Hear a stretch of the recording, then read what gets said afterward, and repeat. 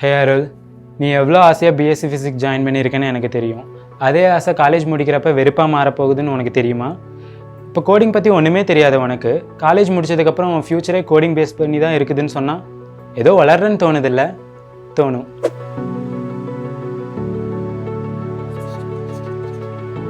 சரியான கைடன்ஸ் இல்லாத ஒரு சின்ன பையனி ஹையர் செகண்டரியில் பயாலஜி குரூப் எடுத்து அதில் ஃபிசிக்ஸ் பிடிச்ச ஒரே காரணத்தினால காலேஜில் பிஎஸ்சி ஃபிசிக்ஸ் ஜாயின் பண்ணேன். கூடவே எம்எஸ்சியும் முடிச்சிட்டேன்.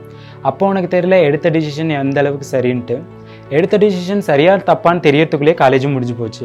காலேஜில் நீ கோடிங் மேலே வளர்த்துக்கிட்ட இன்ட்ரெஸ்ட்டை எப்படி ஸ்கில்லாக மாற்றுறதுன்னு தெரியாமல் ரொம்ப கஷ்டப்பட்டேன். அந்த சுச்சுவேஷன் எனக்கு நல்லாவே தெரியும். உன்னோட டொமைன் ஃபிசிக்ஸ் ஒரு பக்கம், நீ கோடிங் மேலே வளர்த்துக்கிட்ட இன்ட்ரெஸ்ட் இன்னொரு பக்கம். பட் அந்த இடத்துல உன் தைரியத்தை நான் பாராட்டியே ஆகணும். அவ்வளோ career confusion, tech interview rejection, ஆனாலும் நீ தைரியமாக இருந்த. டெக் ஜாப் எப்படி கிராக் பண்ணுறது, அதுக்கு பதிலே தெரியல. ஆனாலும் நீ உன் கனவை கெட்டியாக பிடிச்சிட்டு இருந்த. அடுத்து என்ன பண்ணணும்னு தெரியாதப்ப நெக்ஸ்ட் வேவ் கோர்ஸை பற்றி தெரிஞ்சுக்கிட்டேன்.